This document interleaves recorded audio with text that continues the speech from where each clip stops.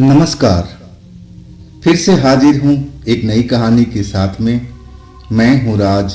आप देख रहे हैं हाईवे 33। दोस्तों, आज की कहानी जो मैं बताने जा रहा हूँ आपको, ये एक जिन जिन्नात की कहानी है। एक जिन एक परिवार को तबाह करने पर लगा हुआ था। पति पत्नी और नया मकान उन्होंने लिया था, नया फ्लैट लिया था। घटना दिल्ली की है, साल 2015 की। तो क्या हुआ था उनके साथ में, परिवार के साथ में? क्या वो लोग उस घटना से उबर पाए थे? तो जानने के लिए चलते हैं आज की कहानी में। लेकिन दोस्तों, अगर आप इस चैनल पर पहली बार जुड़े हैं और अभी तक इस चैनल को सब्सक्राइब नहीं किए हैं तो दोस्तों जल्दी से कर लीजिए और साथ में बेल आइकन को जरूर दबाइएगा, वो भी ऑल पे करके, ताकि वीडियो का नोटिफिकेशन सबसे पहले आपके पास पहुंचे, आप मेरी वीडियो कोई मिस ना कर पाए। तो शुरू करें आज की कहानी। दोस्तों, ये कहानी नीतू और आकाश की है। दोनों पति पत्नी ऑफिस में जॉब करते थे, नीतू भी और उनके पति आकाश भी। और शादी के करीब करीब 3 साल हो चुका था। किराए के घर में रहते थे और वो चाह रहे थे कि अपना भाई फ्लैट खरीद ले। इसके बाद औलाद बच्चे के बारे में सोचेंगे। पहला उनका जो मोटिव था, घर अपना अपनाना। किराए के घर में रह रह करके वो तंग आ चुके थे और वो दोनों मियाँ बीवी चाह रहे थे कि कैसे भी अपना फ्लैट ले लिया जाए। और उनके जो परिवार, जो आकाश का परिवार था, जो उनके फादर थे, वो भी चाह रहे थे कि बेटा अब ना तुम घर ले लो, अब कुछ पैसा कमी पड़े तो मैं भी आपको मदद कर दूंगा। परिवार ठीक ही था, जो उनका माली हालत सा वो ठीक था। अब जो आकाश थे, अब पैसा उनके पास भी जमा था, पति पत्नी के पास में नौकरी कर रहे थे, अच्छी नौकरी कर रहे थे। तो घर छोड़ करके सब उनके पास में सुविधा थी, गाड़ी भी थी और जो घर में सारा सामान होता है सब कुछ था। सिर्फ एक घर की आवश्यकता थी। अब उन्होंने घर देखना शुरू किया और कुछ दिनों के बाद अब घर एक फ्लैट देख लिया। फ्लैट पसंद भी आ गया और उनके बजट में था। लेकिन कुछ पैसे जो कम हो रहे थे, अपने पिता से बात की कि कुछ पैसा हमें कम पड़ रहा है, क्या आप दे देंगे? पिता ने एकदम बोला हाँ हाँ, क्यों नहीं, किसके लिए हम पैसा इकट्ठा करके रखे हैं, तुम्हें लोग के तो लिए। अब वो घर, जो फ्लैट था, आकाश ने खरीद लिया। पिता भी, उनका परिवार, उनके में जो आकाश का पूरा परिवार था, जो गांव में रहता था, वो लोग भी आए। और नीतू का भी जो परिवार था वो भी लोग आए। फ्लैट में पूजा पाठ हुआ अच्छी तरह से, एक तरह से गृह प्रवेश हो चुका था। अब ज़्यादा बड़ा कमरा, तो ज़्यादा बड़ा 2 रूम का वो फ्लैट था, तो ज़्यादा तो उसमें लोग रह नहीं पाते थे। नीतू का परिवार तो चला गया। अब रह गए आकाश के मम्मी पापा। वो एक आध दिन रहे उस घर में, हंसी खुशी सब बीतता रहा। कोई भी ऐसी चीज़ की, मतलब ऐसा नहीं लगा कि उस घर में कोई भूत प्रेत जिन जिन्नात ऐसा कुछ आत्मा वास करता है, एक नॉर्मल घर की तरह। अब इसके बाद 2-3 दिन के बाद उनके पिता भी अब अपना गांव जाने लगे। रात का उनकी ट्रेन थी, रात का 10 बजे के आसपास। और नीतू अपने फ्लैट में थी और आकाश जो थे अपने पिता को छोड़ने, अपनी माँ को छोड़ने स्टेशन पर गए थे। स्टेशन पर पहुंच करके शायद ट्रेन लेट थी। आप अपने पत्नी नीतू को फोन किए कि देखो अभी ट्रेन लेट है, आई नहीं है, अब टाइम लग सकता है मेरे को आने में, तुम खाना वाना खा करके अपना सो जाना। जब मैं घर पर पहुंचूंगा अपने फ्लैट पर, तब मैं या तो फोन कर दूंगा या फिर रिंग बजा दूंगा, डोरबेल। लेकिन नीतू अपने घर में अकेली थी, टीवी देख रही थी। 10 बजा, इंतजार करने लगी। इस बीच अब आकाश का भी फोन आया कि सो गई क्या? तब नीतू बोली कि नहीं, मैं आपका इंतजार कर रही हूँ, अब मुझे अकेले घर में थोड़ा डर सा लग रहा है। अब आकाश हंसने लगे कि भाई अब डरने की इसमें कौन सी बड़ी बात है, ये तुम्हारा घर है, इसमें डर वाली कोई बात तो होना नहीं चाहिए।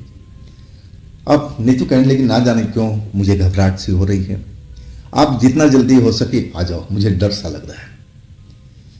अब आकाश कहने लगे, वैसे मैं कैसे आ जाऊं, अभी ट्रेन आ जाएगी, इसके बाद मम्मी पापा को बिठाऊंगा और तब ट्रेन चलेगी तब मैं आऊंगा। अब बातचीत कई बार ऐसे होगी और आखिरकार अब ज़्यादा टाइम हो चुका था, करीब 10:30-11 के आसपास का टाइम हो गया था। और उधर आकाश अपने मम्मी पापा का ट्रेन में बिठा दिए थे। अब फिर उन्होंने फ़ोन किया कि मैं स्टेशन से निकल रहा हूँ, अब कुछ आधा पौन घंटा में या घंटे भर में घर पर पहुँच जाऊँगा। अब जो नीतू थी निश्चित थी कि चलो आकाश आ रहे हैं, अब मुझे डर नहीं लगेगा। अब वो 2 रूम का फ्लैट था, बड़ा तो था ही, अब अकेले थी नीतू उसमें। और जाहिर सी बात है कुछ ऐसा ही महसूस हुआ होगा, तभी तो डर लगा होगा, घबराई हुई थी। लेकिन जब आकाश आने लगे, बोल दिए कि मैं आ रहा हूँ, रास्ते में हूँ, तब उनका डर थोड़ा कम हुआ। अब अपने पति आकाश को इंतजार करने लगी। आधा घंटा बीता, पौन घंटा बीता, आकाश अब अभी तक नहीं पहुँचे। इस बीच नीतू ने फ़ोन भी लगाया, फ़ोन की घंटी बज रही थी, लेकिन आकाश फ़ोन पिक नहीं किया। तब शायद नीतू को लगा कि अब रास्ते में होंगे, फ़ोन की घंटी सुनाई नहीं पड़ी होगी या साइलेंट पर चला गया होगा फ़ोन। अब अपने कमरे में बैठी हुई और आकाश का इंतजार कर रही थी। और तभी दरवाजे पर जैसे किसी ने दस्तक दिया, ठक ठक ठक ठक आवाज आने लगी और नीतू को लगा कि शायद आकाश आ चुके हैं। लेकिन आकाश दरवाजे पर ठक ठक नहीं करते थे, या तो पहले वो फोन कर देते थे कि मैं आ रहा हूं, गेट खोल दो, या फिर उनके पास में चाबी होती थी, वो चाबी लगा करके गेट खोल लेते थे। 2 चाबियां थी उस फ्लैट की। लेकिन जब ठक ठक की आवाज आई ना, तो एक बार तो लगा नीतू को कि आकाश आ गया और दौड़ती हुई दरवाजे पर चली गई। लेकिन जब दरवाजे पर पहुंची ना, तब वो ठिठक सी गई। अरे आकाश तो ऐसा नहीं करते हैं, वो तो या तो फोन कर देते कि हाँ मैं आ गया हूं, बस ऊपर चढ़ रहा हूं, दरवाजा खोल दो, या फिर दरवाजे पर आकर के खुद चाबी लगा के दरवाजा खोल देते थे। लेकिन दोनों चीज नहीं, ऐसा नहीं हुआ था।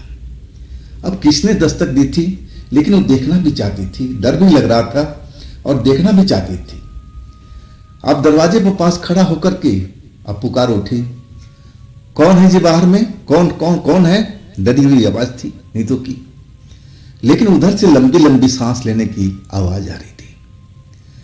अब जो नीतू थी समझ नहीं पा रही थी कि आखिर किसकी सांस लेने की आवाज आ रही है, लंबी लंबी सांस खींच रहा है, छोड़ रहा है, कौन हो सकता है इतनी रात को। अब नीतू बार बार पूछ रही थी कि आप कौन हैं, कौन है? आकाश तुम हो क्या?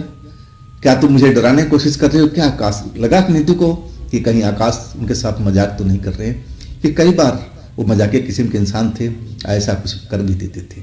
और तब लगा नीतू को शायद ये आकाश ही हैं और ये मजाक कर रहे हैं और मुझे डराने की कोशिश कर रहे हैं।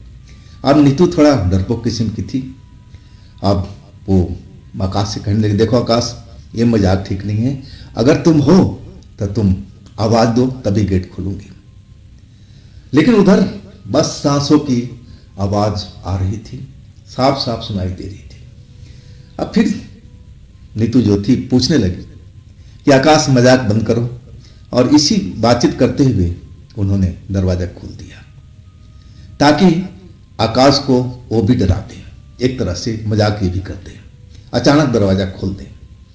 अब जैसे अचानक दरवाजा खुली ना, तो देखी वहां तो कोई है ही नहीं, पूरा गलियारा खाली है और सांस की आवाज तो अभी भी आ रही थी। अब जो नीतू थी अपने आसपास गलियारा था उसमें देखने लगी कि इतनी जल्दी जो यहां खड़ा था वो कहां चला गया। अब एक तरह से नीतू उस जगह पर खड़ी होकर के डर सी गई थी। उसने दरवाजे पर दस्तक सुना और लंबी लंबी सांसों की आवाज सुनी। अब इनका मन का भ्रम तो नहीं हो सकता। जब गलियारा पूरा तरह से खाली था, उसमें कोई भी इंसान नहीं, और तब नीतू अंदर आई, दरवाजा बंद किया। अब आकाश को फोन लगाने लगे, आकाश का फोन का घंटी बज रहा था। आकाश फोन उठा नहीं रहे थे। अब डरी हुई थी नीतू कि आखिर कौन हो सकता है। दस्तक पूरा सुना दरवाजे पर कई बार और लंबी लंबी सांस छोड़ने की, सांस लेने की आवाज थी। ये किसका हो सकता है। अब वो डर करके अपने बेडरूम में बैठ गई और आकाश का इंतजार करने लगी। बार बार फोन मिलाई जा रही, घंटी बज रहा, आकाश फोन नहीं उठा रहे। अब नीतू जो थी बेहद घबराई हुई अपने पलंग पर बैठी, आकाश को इंतजार कर रही, कब आकाश आएंगे, कब आकाश आएंगे। लेकिन आकाश का भी कोई आता पता था नहीं। तभी लगा कि उनके कमरे में जैसे गेट के बाहर लंबी लंबी सांस लेने की आवाज़ सुनाई पड़ी थी और वैसे ही आवाज़ उनके पलंग के आसपास में सुनाई दे रही है। अब वो सांस की आवाज़ साफ स्पष्ट सुनाई पड़ रहा था उनको, जैसे कोई उनके बगल में खड़ा हो और सांस ले रहा, फिर लंबी सांस लेकर के फिर सांस छोड़ रहा। अब नीतू का जो दिल था तेजी से धड़कने लगा। उनको लगा कि अरे भाई ये क्या है, आदमी इंसान तो कोई दिखाई नहीं दे रहा है, लेकिन सांस कौन ले रहा है मेरे बगल में खड़ा होकर के। नीतू एकदम घबरा गई, डर गई। अब करे क्या भाई। उस अपने फ्लैट में अकेली थी, ना कोई था, अकेली थी, पति अभी रास्ते में थी, ना जाने कब तक आएंगे, कोई पता नहीं था। और नीतू घबरा गई एकदम। अब अपने बेडरूम से निकल करके, उसमें 2 बेडरूम बने हुए थे, और दूसरे बेडरूम में चली गई कि चलो यहां पर शायद वो आवाज नहीं आएगी। घबराई तो जरूर थी। दूसरे कमरे में पहुंच गई, बेड पर बैठ गई, लाइटें सारी ऑन कर दी, कमरा एकदम रोशनी से भर गया। फिर अपने पति को फोन मिलाया, लेकिन फिर वही कंडीशन, घंटी जा रही है, आकाश फोन नहीं उठा रहे। और जैसे ही फोन कटा, तब लगा कि जैसे उनके पास में वही चीज खड़ा हो, लंबी लंबी सांस ले रहा हो, सांस छोड़ रहा हो। अब जो नीतू थी, अब तो वाकई डर चुकी थी। जितना डरना था अब सब कुछ हो चुका था। ऐसा लगा कि वो गिरकर कहीं बेहोश ना हो जाए। इंसान कोई नहीं दिखाई दे रहा, सिर्फ सांसों की आवाज आ रही है। लग रहा है कि सामने में कोई खड़ा हो, ऐसा अब नीतू को महसूस हो रहा था, लेकिन नजर कोई भी नहीं आ रहा था। अब आंखें बड़ी बड़ी डर से फैली हुई नीतू का बार बार अपने पति को फोन मिलाई जा रही है। अब तो वही घंटी बजती रही, फोन आकाश उठा नहीं रहे। अब नीतू एकदम लग रहा था कि अब कोई ना कोई कांड इस घर में होने वाला है। जो इंसान लंबी लंबी सांस ले रहा है, छोड़ रहा है, तो आखिर कौन हो सकता है। नीतू के मन में भूत प्रेत का ख्याल आने लगा। उनको लगा कि जरूर मेरे आसपास में कोई भूत प्रेत खड़ा है और वही सांस ले रहा है, छोड़ रहा है। नीतू को इतना समझ में आ गया था। लेकिन अब नीतू अकेली पड़ी हुई थी। अब करे तो क्या करे बेचारी। अब उस कमरे से निकलना चाह रही थी कि चलो इस कमरे से निकल करके एक पूजा घर बनाया हुआ था कि हम पूजा घर में चले जाएंगे। अब मैं पूजा घर में जाकर के दरवाजा बंद कर लूंगी। सुन रखा था कि पूजा घर में कोई भूत प्रेत जिन जिन्नात कोई भी प्रवेश नहीं करता। तीन का वही विचार था। लेकिन जैसे ही उठ के जाने लगी, वो जो दरवाजा खुला हुआ था धड़ाम से बंद हो चुका। जोर की आवाज हुई। अब तो नीतू का जैसे प्राण निकलने लगा कि आखिर दरवाजा अपने आप कैसे बंद हो गया। अब नीतू एकदम दौड़ करके दरवाजा खोलने पहुंच गई, लेकिन लग रहा कि दरवाजा एकदम जाम हो चुका है। बहुत जोर लगा रही नीतू, लेकिन खोल नहीं पा रहा। आखिर नीतू का खेल तो सब कुछ समझ में आ गया था। अब लगा कि नीतू का हार्ट अटैक हो जाएगा, ऐसा उनका कंडीशन हो गया था। डर के मारे सारा शरीर सूखे पत्ते की तरह कांप रहा था, शरीर पसीने से नहा गया था डर के मारे। और वो चीखना शुरू कर दिया। बहुत चीखती रही कि कोई उनकी आवाज सुने, कोई मदद के लिए आ जाए, लेकिन ऐसा हो नहीं पा रहा था। उनकी चीख बाहर किसी को शायद सुनाई नहीं पड़ रही होगी। अब आधी रात का आसपास का वक्त हो चुका था। आकाश अभी तक पहुंचे नहीं थे। अब तो इतना हिम्मत नहीं था कि आकाश को वो फोन मिलाए। उंगलियां कांप रही थी, फोन हाथ में पकड़ा नहीं जा रहा था। डर ऐसी चीज है, दरवाजा बंद होने के बाद में अब फिर वो दौड़ करके पलंग के पास जमीन पर बैठ गई, डर के कारण। अब फिर उनको लगा कि किसी ने सर पर हाथ फेर रहा हो। इतना एहसास हुआ और इसके बाद ऐसा लगा कि सर उनका घूम रहा हो, बेहोशी में चलती जा रही हो। और आखिरकार वो बेहोश हो चुकी थी, अपना होश खो चुकी थी। और इसके बाद जब अपना आंख खोला तो सामने उनके पति आकाश खड़े थे और वो पलंग पर लेटी हुई थी। आकाश पानी छिड़क रहे थे, होश में लाने की कोशिश कर रहे थे। आखिरकार जब नीतू ने आंख खोला तो फिर वो चिल्लाना शुरू कर दिया। अब आकाश देखकर खुद हैरान थे, ये समझ नहीं पा रहे थे कि नीतू इतना हमने फोन किया दरवाजे पहुंच करके तो फोन ने उठाया नहीं। दरवाजा जो था अब उनके पास में चाबी थी, और तब वो अपने चाबी निकाले और खोल करके अंदर आए थे। जिस बेडरूम में वो लोग सोया करते थे उसमें तो नीतू थी नहीं। जो बगल वाला बेडरूम था जिसमें मम्मी पापा उनका रह के गए थे, और उस कमरे का दरवाजा बंद था। अब आकाश जो थे, जब उनकी पत्नी नीतू दिखाई नहीं पड़ी तो उनको समझ में आ गया कहीं इस कमरे में तो नहीं है। आज जब दरवाजा खोल धक्का दिए तो दरवाजा खुल गया। देख रहे हैं कि पलंग के नीचे अब उनकी पत्नी बेहोशी हालत में पड़ी हुई है, चेहरा लाल हुआ पड़ा है, सर के बाल बिखरे पड़े हैं, पसीने में नहाई हुई है।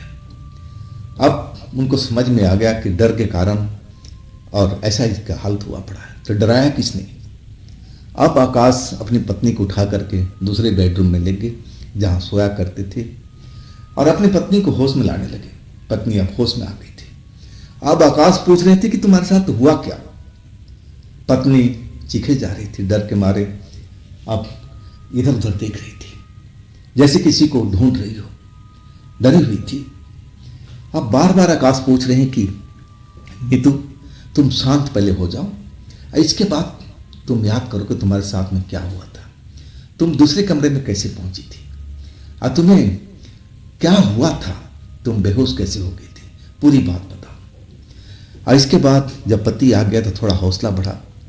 पानी वानी पीने के बाद में जब थोड़ी नॉर्मल हुई नीतू, और तब आकाश को बताने लगी शुरू से लेकर अंत तक, जब तक वो बेहोश हुई थी।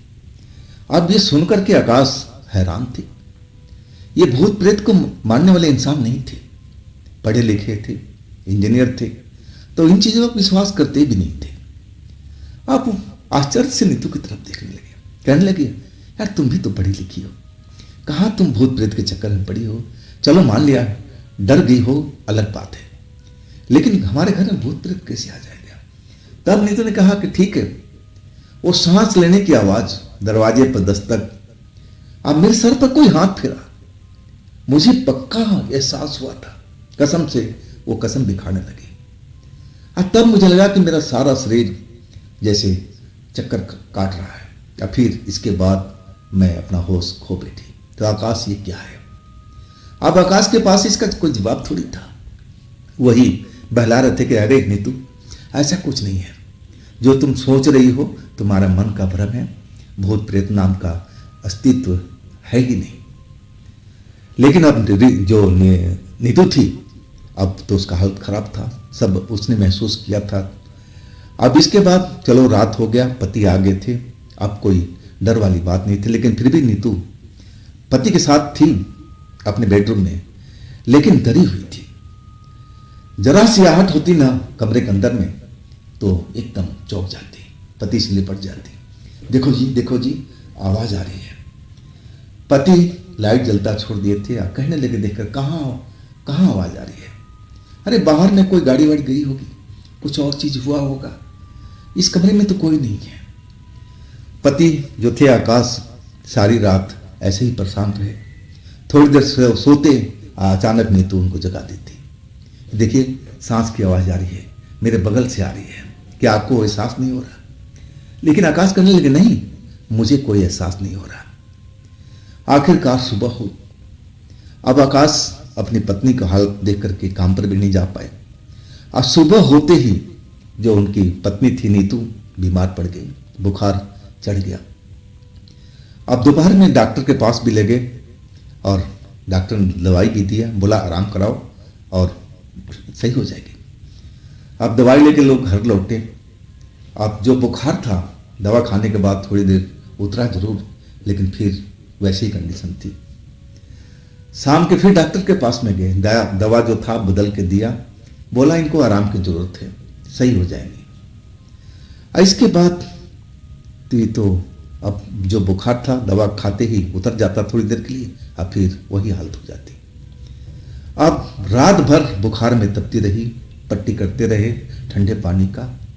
आज जो नीतू थी वो जैसे ही नींद में सोने, बुखार में ऐसे ही इंसान आंख बंद हो जाती है, नींद आ जाती है और अचानक उठ करके बैठ जाती, लाल लाल आंख करके, और चीखने लगती, वो यहीं पर है, यहीं पर है, मुझे सपने में दिखा है, काला सा है, लंबा सा है।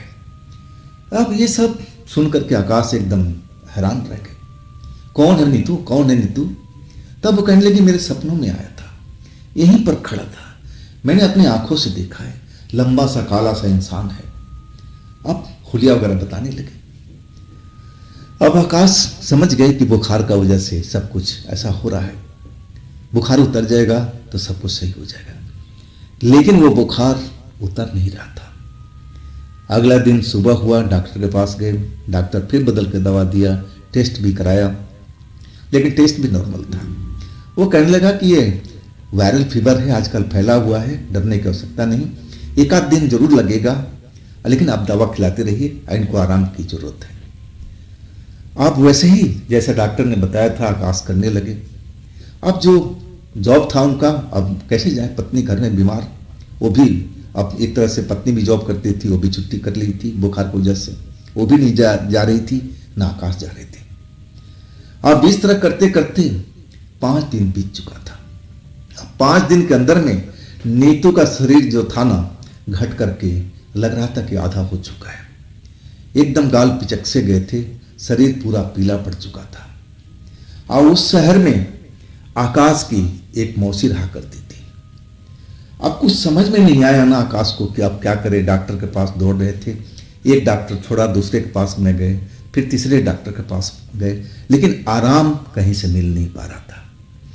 आखिरकार उनकी मौसी को अपना फोन मिलाया, माँ को अपना गांव में बात किया था, पिताजी से बात किया था आकाश ने कि आप बताइए आप लोग मैं क्या करूं, अचानक इसकी तबीयत बिगड़ गई है, अब आराम नहीं हो पा रहा है, हम तो बढ़िया से बढ़िया डॉक्टर को दिखा रहे हैं।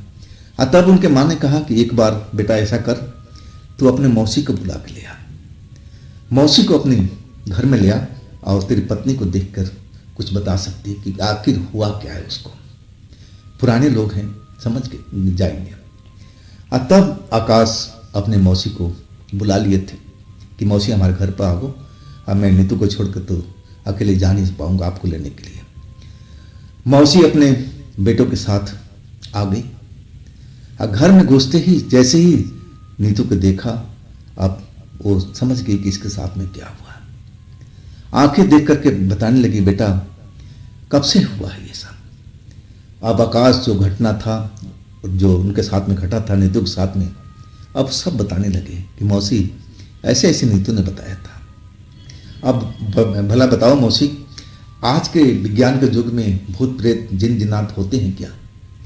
तब आकाश की मौसी बताने लगी, हाँ बेटा, विश्वास करना ना करना तुम्हारी मर्जी है, लेकिन इनकी भी अस्तित्व है आज के टाइम में भी।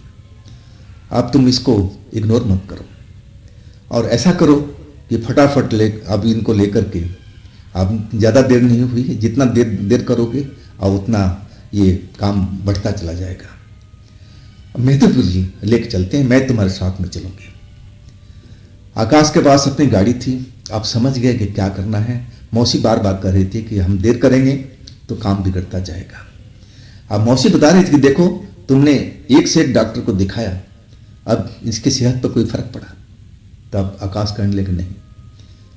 तुमने खून टेस्ट करवाया, कुछ निकला उसमें? आकाश बोले, नहीं। तब तुम समझ जाओ ना कि इसके साथ क्या खेल चल रहा है।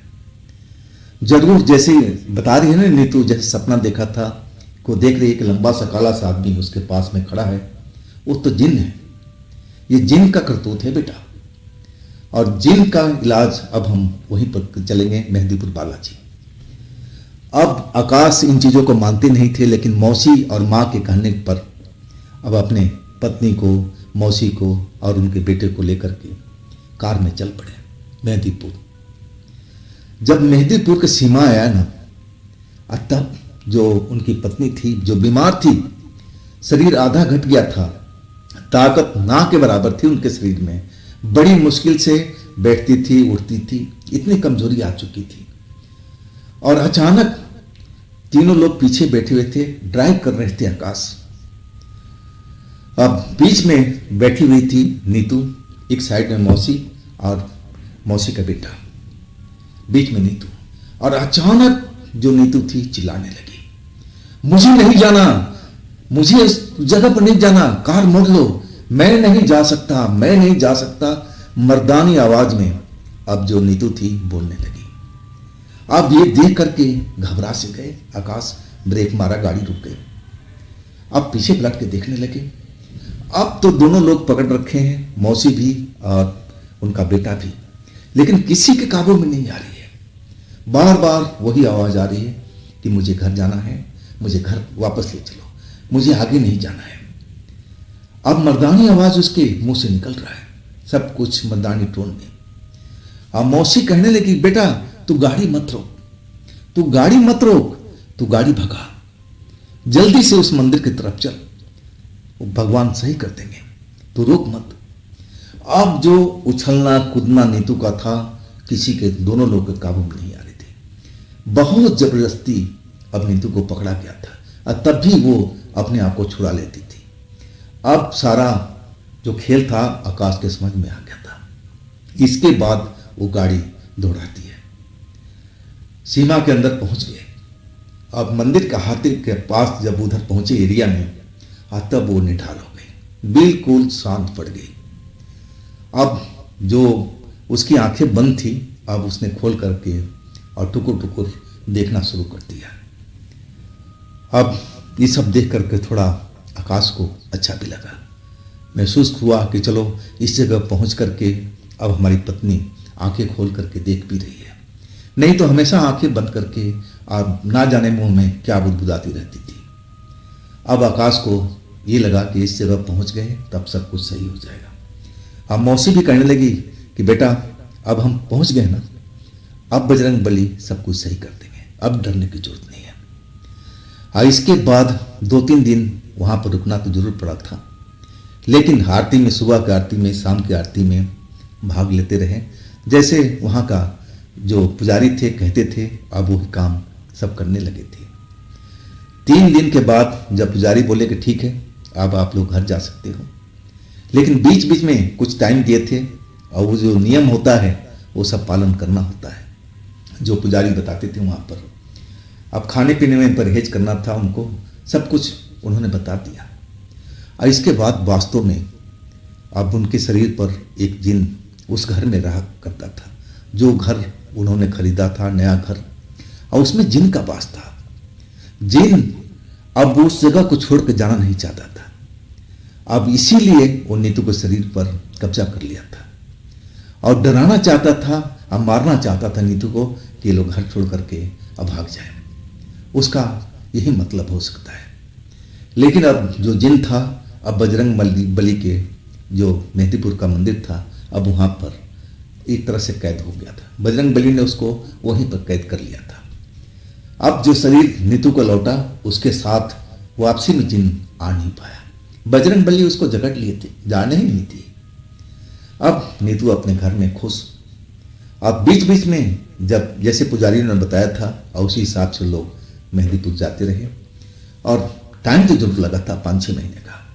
और इसके बाद नीतू बिल्कुल सही हो गई। सही तो जब मंदिर से लौटी थी, तभी सही हो गई थी। इसके बाद में ऐसा कोई उन पर जिन का दबाव, जिन दिखाई देना, लंबी लंबी सांस, सब कुछ गायब हो चुका था। बजरंग बली ने उस जिन को वहीं पर पकड़ करके अपने कब्जे में ले लिया था। अब नीतू और आकाश उसी घर में हैं, बिल्कुल राजी खुशी हैं। घटना 2015 की है।